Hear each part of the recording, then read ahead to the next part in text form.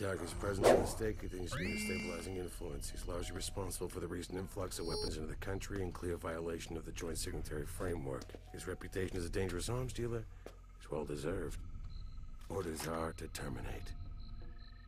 Well, that didn't work out the way they planned. I'm still breathing and you're the one with malaria. You can tell them you tried, but that means fuck all, doesn't it? You're fired. You know it, and so do I. You had your shot, but now it's over. And since men like you only work for money, you're no longer my problem. You'll have to find something else to do with yourself now. What your old clients don't seem to understand is that they can't kill me. Do you understand what I'm saying? Nobody kills me.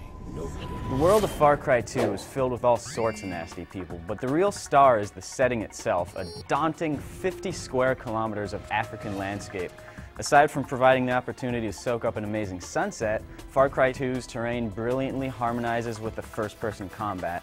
With such a diverse landscape, all the environmental factors that go along with it, and a huge selection of weaponry, you're given a tremendous amount of freedom to approach each mission. And while the story feels like a bit of missed opportunity, the sheer amount of action, including solid online multiplayer, makes it hard to ever leave this African wilderness. Far Cry 2's story goes like this. You're a mercenary working for a client who sent you to an unnamed African nation engulfed in civil war, and your job is to take out a notorious arms dealer known as the Jackal. In order to find him, you'll need to begin working for various warring factions that the Jackal has armed so that you can trace the supply line back to your target. Complicating things is the fact that your character has malaria, which means you'll occasionally need to play nice with the non-violent underground, the only group with the medical connections necessary to keep your potentially life-threatening symptoms at bay. One unique thing about the story missions is the buddy system. Instead of just taking out a target, you have the option to earn extra reputation points by working alongside one of the game's various mercenaries you've befriended. This gives you a little more insight to these characters, but not much, and that's really par for the course. The main story is delivered in such a rushed, quick and dirty way that you never really feel involved in the game's overarching conflicts. Find the team and destroy their gear. Then they are nice and screwed. Payments here. So the story is a little disappointing for a 30-hour campaign in a really politically charged setting, but the game's overall structure makes it easy to forgive those shortcomings. It's very much a sandbox game where you can approach each side mission however you want and whenever you want.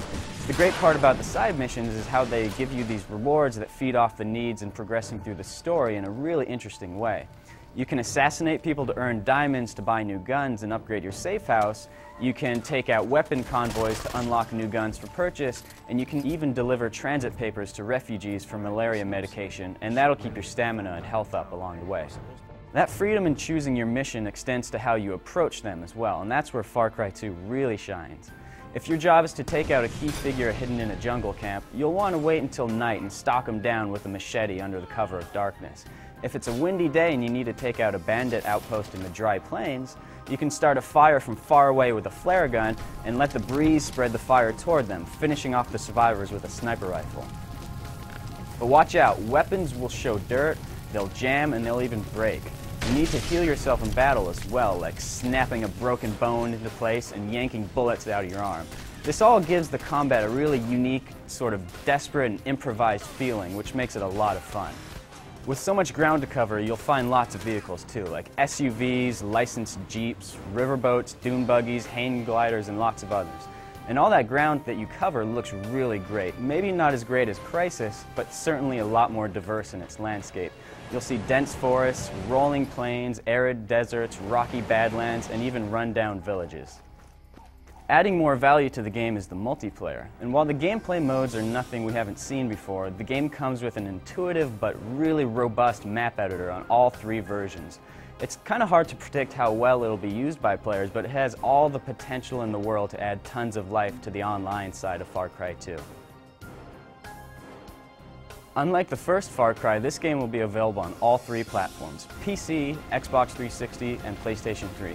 The PC one definitely looks the best, and that's the one that should be the first choice for anyone with a powerful rig, but you won't be disappointed by the console version by any means.